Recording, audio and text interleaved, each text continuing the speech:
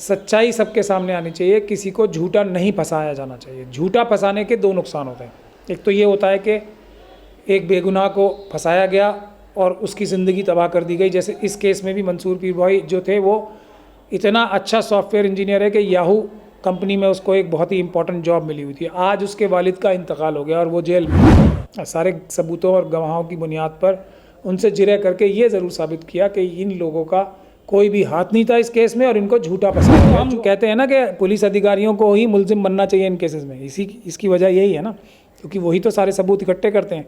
वही अगर झूठे सबूत इकट्ठे करके ना देंगे अदालतों को तो फिर अदालतें तो इतनी देर नहीं लगाएंगी ना। तो इसलिए मंसूर पीर भाई ने या दूसरे लोगों ने नहीं भेजी है, ये हमने साबित कर दिया है। कोई भी जब सीनियर डिग्नेटरी होता है वो अगर इन्वेस्टिगेशन के दौरान अफसरों के सर पे जाके बैठेगा तो ये हमारा एक्सपीरियंस और वो है कि वो अफसर जो हैं वो थोड़ा नर्वस हो जाते हैं और वो काम अपना ठीक।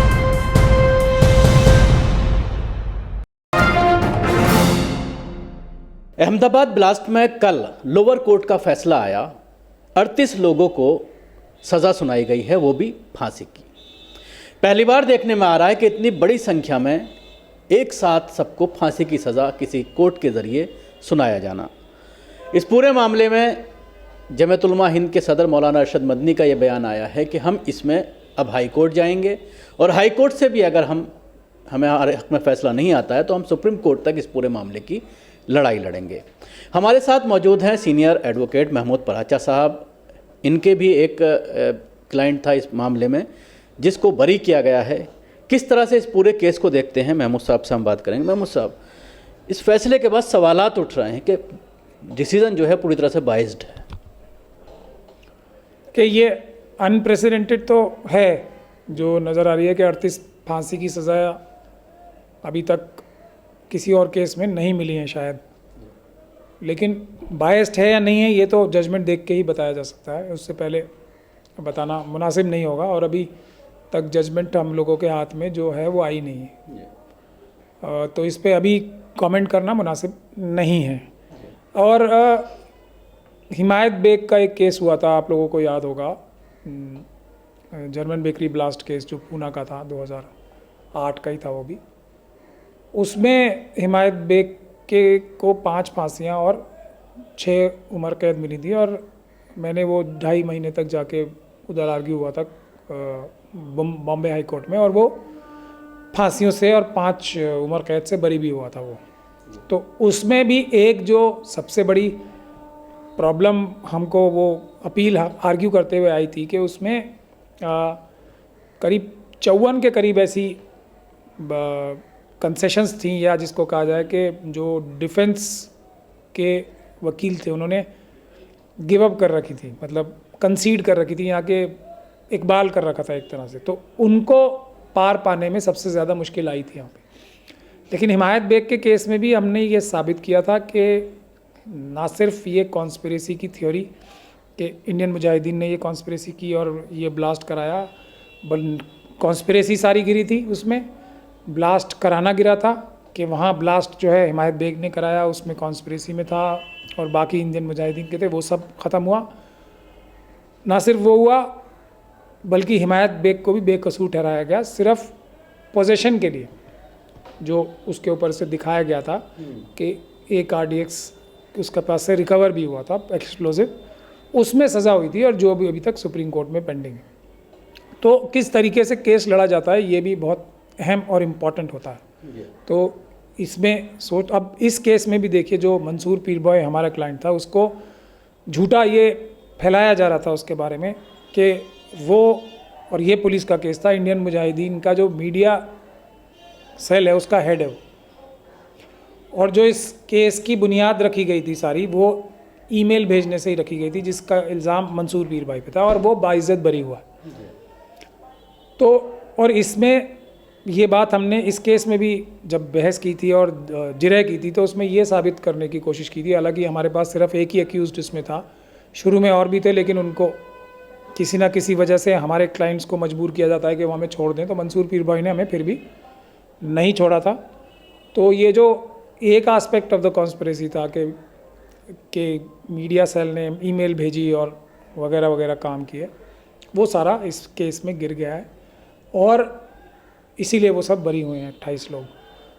तो बुनियादी बात ये है कि किस तरीके से केस लड़ा जाता है शुरू से, वो भी अहम होता है। और हम जो ये केसेस करते हैं, जैसे मैं पहले भी कई बार बता चुका हूँ कि हम इसमें इन केसेस में सच तलाशने के लिए केस करते हैं और इसीलिए ये एक वजूहत ये भी है हमारे ये केसेस फी सबीलिल्लाह या प्रो बोनो करने की, कि ये मेरा ऑफिसर ऑफ द कोर्ट की तरह भारत के एक नागरिक की हैसियत से फ़र्ज़ है कि इन केसेस में सच्चाई सबके सामने आनी चाहिए, किसी को झूठा नहीं फंसाया जाना चाहिए। झूठा फंसाने के 2 नुकसान होते हैं।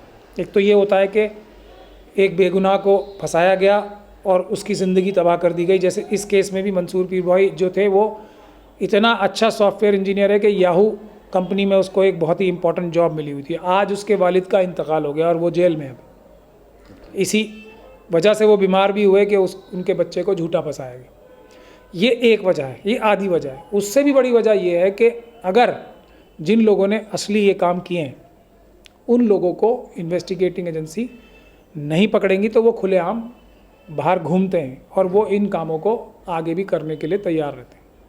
तो इसीलिए हम लोगों ने ये केसेस इसलिए लेते हैं। और अभी मैंने उस केस के जो जिन लोगों को सज़ा हुई है उसमें भी मैंने नहीं पढ़ा है उस सारा चार्जशीट, लेकिन जहाँ तक चार्जशीट मैंने पढ़ी है ये सारी जितनी भी कहानी, जैसे जर्मन बेकरी में हमने साबित किया था और हालांकि वो भी अपील में साबित करना, हाई कोर्ट में ये साबित करना बहुत मुश्किल का काम होता है। ट्रायल में ही सारा बेस बनता है उसका। तो उसमें भी बहुत मुश्किल पड़ी थी हमें ये साबित करने के लिए कि झूठा फंसाया गया है और सच्चाई। देखने में ये आता है कि लोअर कोर्ट में अक्सर इस तरह के फैसले आते हैं, चाहे हम अक्षरधाम ब्लास्ट की बात करें उसमें भी देखने में आया, लोअर कोर्ट से हारे, हाई कोर्ट से हारे और सुप्रीम कोर्ट में जा करके जो फांसी की सज़ा था उसको ख़त्म किया गया। नहीं आता है, लेकिन बुनियाद जो रखी जाती है हाई कोर्ट और सुप्रीम कोर्ट भी जब बरी करते हैं तो वो उसी बुनियाद पे करते हैं जो कि क्रॉस एग्जामिनेशन या नीचे ट्रायल जिस तरीके से किया गया है।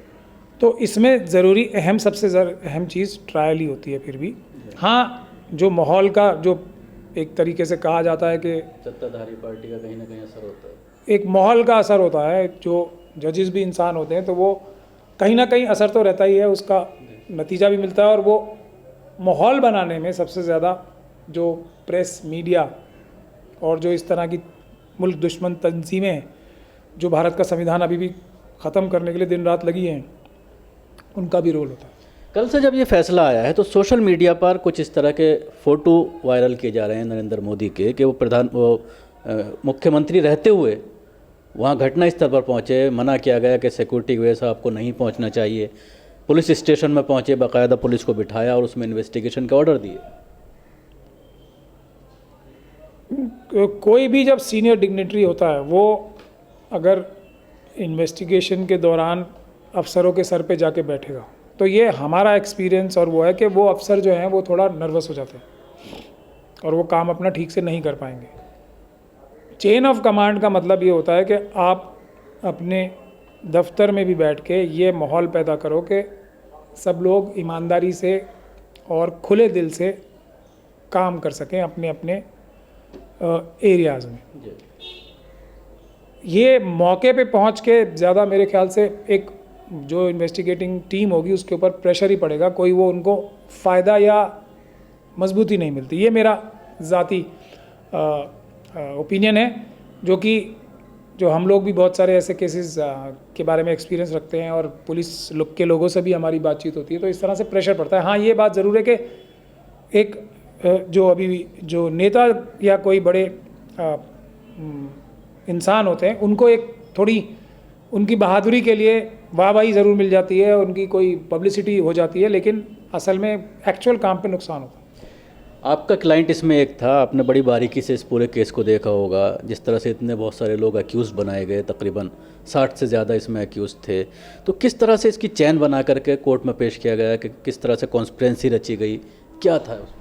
देखिए, इसमें बुनियादी बात जो मैंने बताई आपकी, जो जड़ और बुनियाद थी वो ईमेल थी जो मंसूर पीर भाई के इनके केस के हिसाब से मंसूर पीर भाई जो कि मीडिया हेड थे, उन्होंने केन हैवुड एक अमेरिकन सिटीज़न थे, उनका कंप्यूटर हैक करके ये ईमेल भेजी।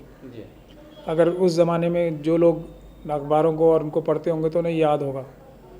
और केन हैवुड को इसमें ना तो मुलजिम बनाया गया ना ही उनसे पूछताछ की गई, ना उसमें उनकी सबूत और गवाही रखी गई। हालांकि ये कहा गया था उनका कंप्यूटर हैक करके ही ये काम हुआ है।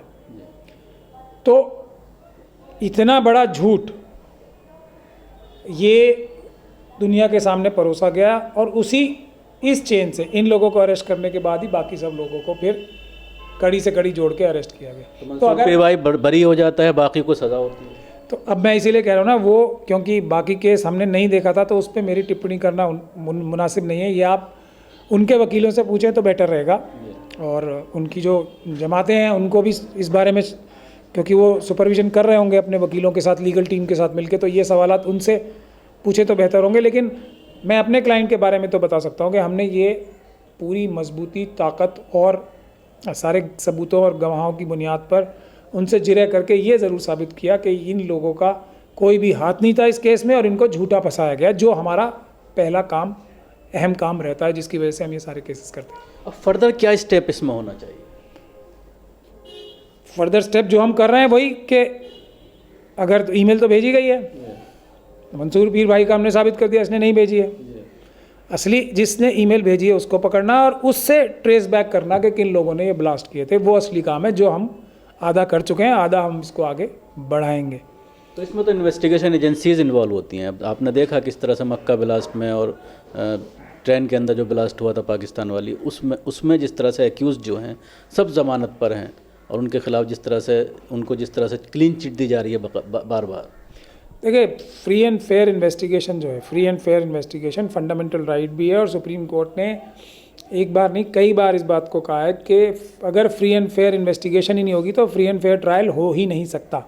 तो पुलिस तो बुनियाद है ना, इन्वेस्टिगेटिंग एजेंसी या जो विवेचना अधिकारी होते हैं या विवेचना करने की एजेंसी होती है, तो बुनियाद है सारे पूरे केस की। अगर वही सबूत ठीक नहीं करेंगे, इसीलिए तो हम कहते हैं ना कि पुलिस अधिकारियों को ही मुलजिम बनना चाहिए इन केसेस में। इसकी वजह यही है ना, क्योंकि वही तो सारे सबूत इकट्ठे करते हैं।